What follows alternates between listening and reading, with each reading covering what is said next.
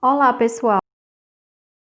O dia de hoje é divisões regionais. E para que serve as divisões regionais? Por que é tão importante dividir um território, um espaço em regiões menores? Bom, primeiro é para questões de estudos. É quase impossível estudar todo um território brasileiro de uma só vez. Quando nós dividimos em partes menores, é possível estudar os detalhes de cada parte com mais profundidade. É possível conhecer melhor esses espaços porque eles estão mais subdivididos. Um segundo ponto é para facilitar a administração do governo. Não dá para um presidente, por exemplo, administrar todo o país de uma só vez sem que haja uma organização, uma divisão em partes menores para se ter, lógico, a ajuda do governo, dos governadores, prefeitos e assim por diante. Então, é mais fácil administrar um território quando ele está dividido por regiões, porque sabendo as particularidades, as características de cada região, é mais fácil e mais viável de fazer planos e aplicar esses planos de forma mais acertada. E o que é uma região? Vocês podem acompanhar aí comigo. Na leitura da tela, é uma área de um território que apresenta características semelhantes que as identificam e as diferenciam de outras áreas. Por exemplo, vamos pegar aqui como exemplo a região Nordeste. A região Nordeste ela apresenta um conjunto de características climáticas, de vegetação, de cultura, de história, de economia, que diferencia ela das demais. O clima de destaque, por exemplo, no nosso Nordeste é o semiárido e a vegetação de destaque é a caatinga. É claro que existe também climas mais chuvosos, outras vegetações como mata atlântica, mata de cocais, mas a de destaque maior é a vegetação de caatinga. A nossa cultura também, ela apresenta características diferenciadas das demais regiões, né? A comida à base do milho, o nosso forró, entre outras características que se destacam no Nordeste e fazem dela diferenciada das outras. A região Sudeste, por exemplo, o que vai se destacar mais lá? O grande número de indústrias, de comércio, de serviços, uma população mais numerosa. Já a região sul, o clima mais frio, com temperaturas mais baixas, né? A cultura, o chimarrão, enfim, cada espaço vai apresentar um conjunto de características que a torna homogênea e diferente das demais, certo? A divisão de um território é chamada de regionalização, ou seja, quando a gente divide um território, isso também é conhecido como a regionalização do território. Por quê? Porque a gente está dividindo em espaços diferenciados, em regiões diferenciadas. E a gente pode dividir um território de acordo com vários critérios, gente. Por exemplo, eu posso dividir um território usando critérios naturais, como clima, relevo, vegetação, solos. E eu posso também dividir um território por critérios humanos, como população, economia, nível de desenvolvimento. Quem decide sou eu, né? É de acordo com o interesse do pesquisador, da pessoa que está interessada em dividir, ela vai utilizar os critérios que for mais convenientes para ela. Observem aí na telinha, se eu utilizar, por exemplo, o critério natural do clima, o mapa do Brasil ficará assim. Essa parte vermelha, destacada aí com o clima mais quente e chuvoso da região norte.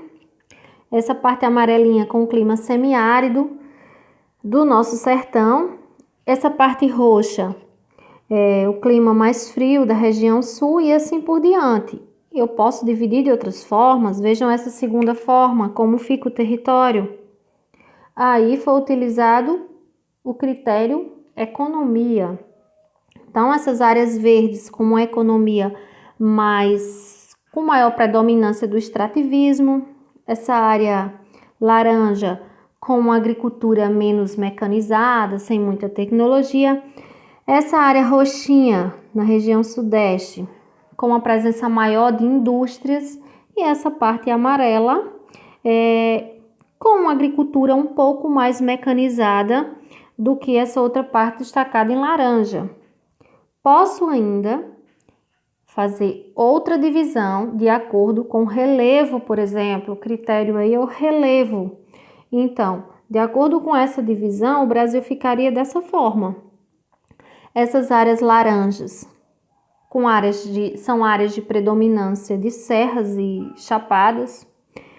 Essas áreas verdes com a predominância de áreas baixas aí, de depressões, e essas áreas amarelas com a predominância de áreas planas, planícies próximas a rios, lagos ou mares. Então, eu posso dividir de diversas formas. São diversos critérios. Seguindo aqui a nossa aula, a gente vai ver essa divisão aí. Observem bem na sua telinha essa divisão. Ela foi feita em 1970 pelo Instituto Brasileiro de Geografia e Estatística, o IBGE.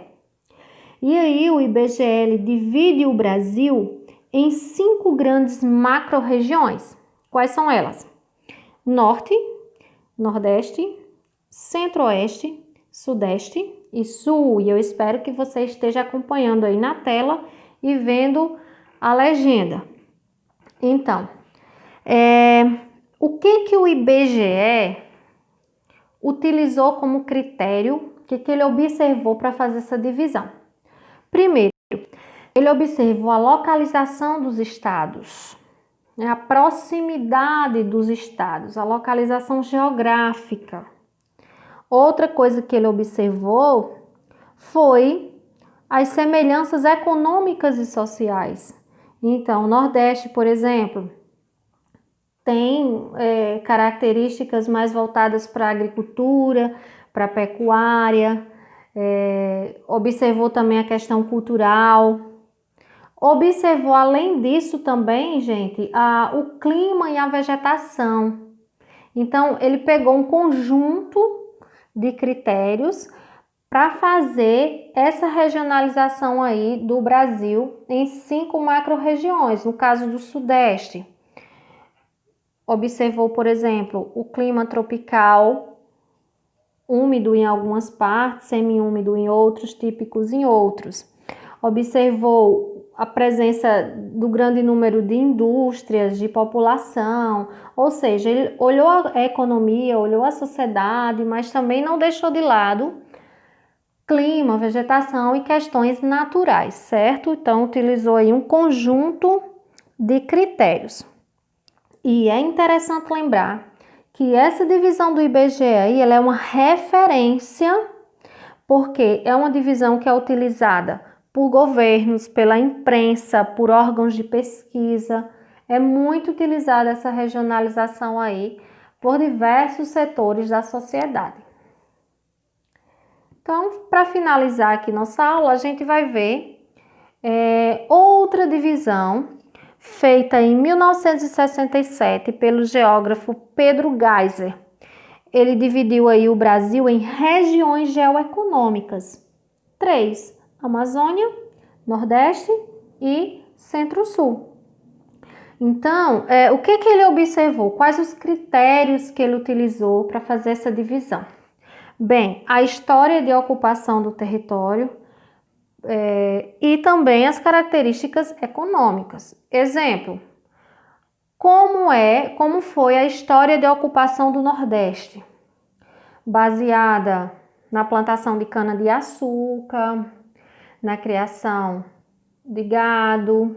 Como foi a história de ocupação da região Centro-Sul, da região da Amazônia, baseada no extrativismo. Então, ele olhou isso. Olhou também as características econômicas. O Centro-Sul, por exemplo, de muito destaque aí na indústria, no comércio, no setor de serviços, na agricultura mais moderna, com uso de tecnologias. O Nordeste, mais voltado para uma agricultura mais tradicional, sem uso de tanta tecnologia. A Amazônia, a questão do extrativismo que se destaca, enfim.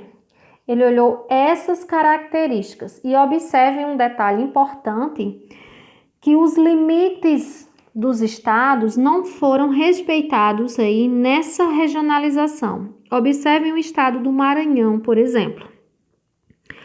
Deixa eu ver se eu destaco aqui com lápis. Vejam, o estado do Maranhão aqui, olha, uma parte está no Nordeste e a outra parte está na Amazônia. Por quê? Porque esse lado leste do Maranhão, ele apresenta características econômicas e históricas mais parecidas com o Nordeste.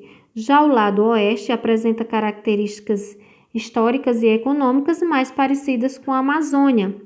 E isso também aconteceu com o Mato Grosso, como vocês podem observar aqui, olha. Aconteceu com o Tocantins, com Minas Gerais. O norte de Minas Gerais está no Nordeste, enquanto a outra parte está no Centro-Sul, certo? Então é isso e até a próxima.